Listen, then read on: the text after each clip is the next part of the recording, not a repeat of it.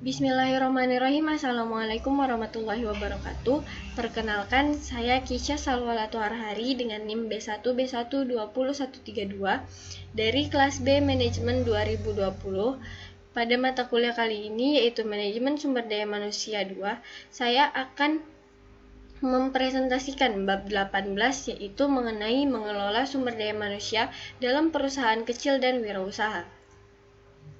Lanjut pada materi yang pertama yaitu bagaimana manajemen sumber daya manusia bisnis kecil berbeda.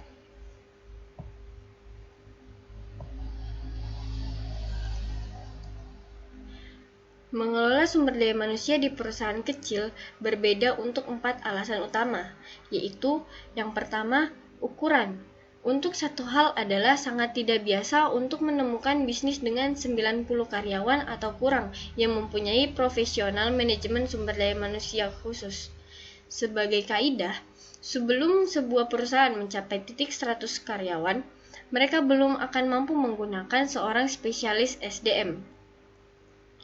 Yang kedua yaitu prioritas.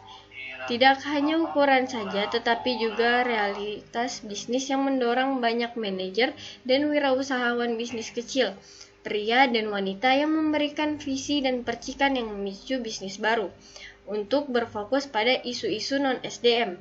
Setelah mempelajari perusahaan e-commerce kecil di Inggris, seorang periset menyimpulkan bahwa meskipun manajemen sumber daya manusia penting, hal itu tidak menjadi prioritas tinggi bagi perusahaan ini. Selanjutnya yaitu informalitas. Salah satu pengaruh dari ini adalah bahwa manajemen sumber daya manusia cenderung menjadi lebih informal dalam perusahaan berukuran kecil. Jadi, sebuah studi menganalisis praktik pelatihan di sekitar 900 perusahaan kecil, keluarga dan non-keluarga. Pelatihannya cenderung informal dengan penekanan pada metode seperti pelatihan pada pekerjaan oleh rekan kerja dan penyeliaan. Selanjutnya yang keempat yaitu wirausahawan. Adalah orang yang menciptakan bisnis di bawah kondisi beresiko. Periset percaya bahwa informalitas relatif dari perusahaan kecil salah satunya berakar dari kecenderungan wirausahawan untuk mengontrol semua hal. Pemilik cenderung ingin memberikan stempel dan gaya manajemen pribadi mereka pada perkara internal, termasuk sasaran utama orientasi perusahaan, kondisi dan kebijakan kerjanya, dan gaya komunikasi internal dan eksternalnya, serta bagaimana hal ini dikomunikasikan kepada staf. Selanjutnya yaitu pentingnya keragaman. Terdapat lebih banyak pria dibandingkan wanita yang memulai bisnis baru. Tetapi menurut studi, sekitar 100 wanita di 59 negara masih memulai bisnis baru dalam 1 tahun sebelum lama ini. Menariknya, sebagian besar dari wanita yang memulai bisnis tidak berada di negara maju, negara yang dimana wanita paling berkemungkinan memulai bisnis adalah di Amerika Latin dan Afrika Sahara. Ini mungkin karena di ekonomi maju, wanita mempunyai lebih banyak pilihan karir. Di ekonomi berkembang seperti Ghana, keadaan memberikan kepercayaan diri yang mendorong lebih banyak wanita berusaha sendiri. Selanjutnya yaitu media sosial dan SDM. Banyak bisnis kecil menggunakan media sosial untuk merekrut pelamar. Sebagai contoh,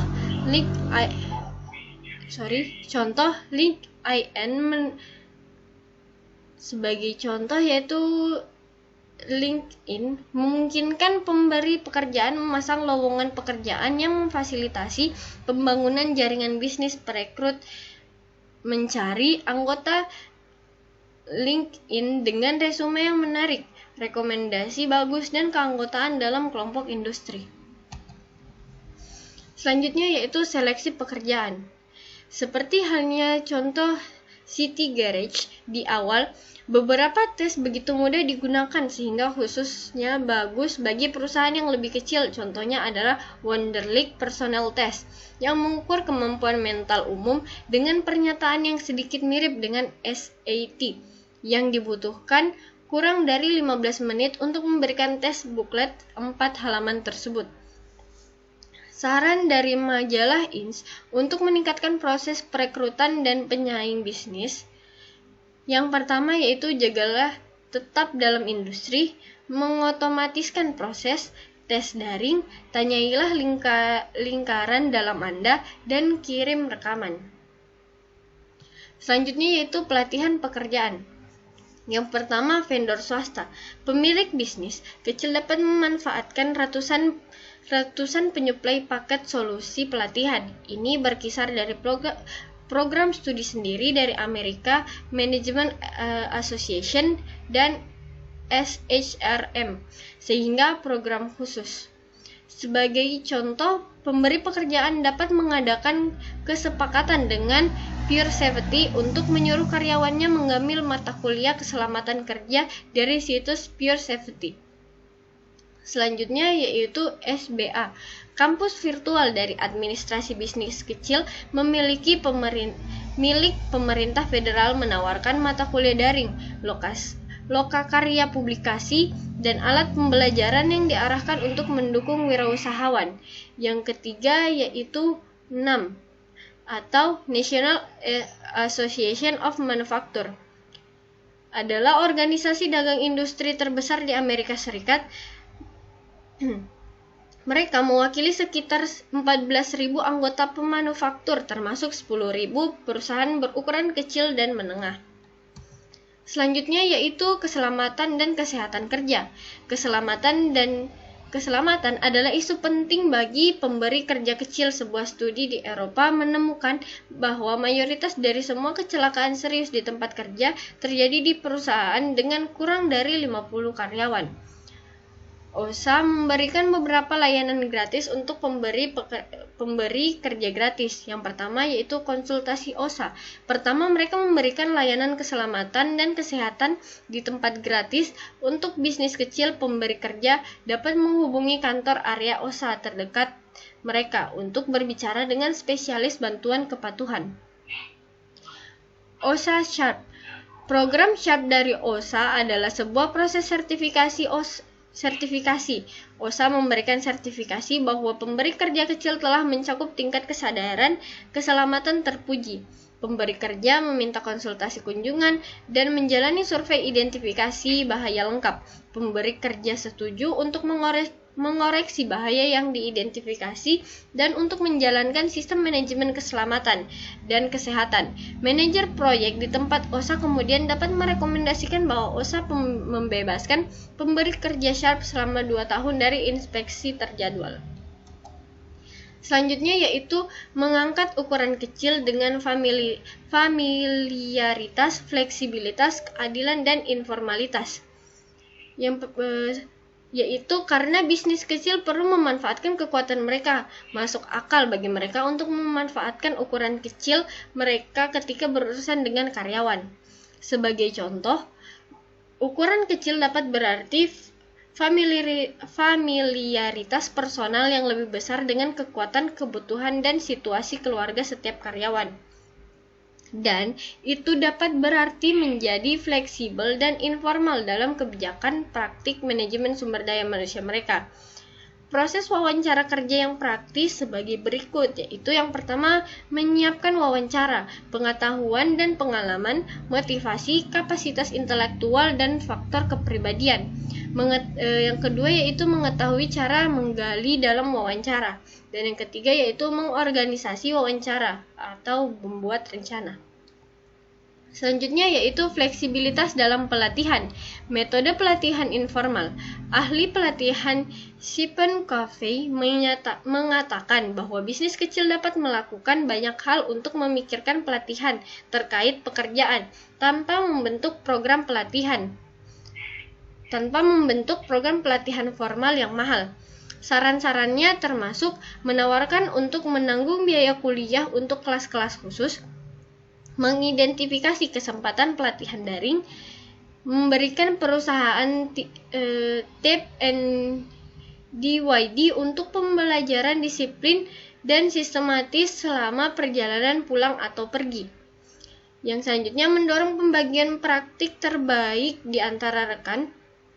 Dan yang terakhir menciptakan etika pembelajaran dengan menyuruh setiap orang saling mengajar satu sama lain tentang apa yang mereka pelajari. Selanjutnya yaitu fleksibilitas dalam tunjangan dan imbalan. Tunjangan pekerjaan kehidupan. Yang pertama yaitu waktu bebas ekstra, bonus pada masa-masa kritis, fleksibilitas memberi mereka makanan, dan lain-lain. Selanjutnya yaitu keadilan dan bisnis keluarga. Sebagian besar bisnis kecil adalah bisnis keluarga karena pemiliknya adalah anggota keluarga. Menjadi karyawan non-keluarga di sini tidaklah mudah. Ada kecenderungan untuk memperlakukan keluarga non-keluarga secara berbeda. Selanjutnya yaitu menggunakan organisasi pemberi kerja profesional. Organisasi pemberi kerja profesional biasa disebut PEO atau Professional Employer Organization. Alasan pemberi kerja menggunakan PEO adalah antara lain kurangnya dukungan SDM khusus, pekerjaan administratif, liabilitas, tunjangan, dan kinerja. Selanjutnya yaitu mengelola sistem prosedur dan administrasi SDM. Manajer bisnis kecil perlu memahami bagaimana sistem prosedur dan administrasi SDM mereka akan berevolusi. Pada awalnya mungkin dipakai sistem manajemen sumber daya manual yang sederhana, misalnya dengan catatan karyawan yang ditulis dalam formulir dari perusahaan peralatan kantor dan disimpan dalam berkas manual. Pemberi kerja kemudian dapat membeli satu atau lebih sistem pilot untuk mengotomatiskan tugas SDM individual, misalnya seperti pelacakan, pelamar, dan penilaian kerja.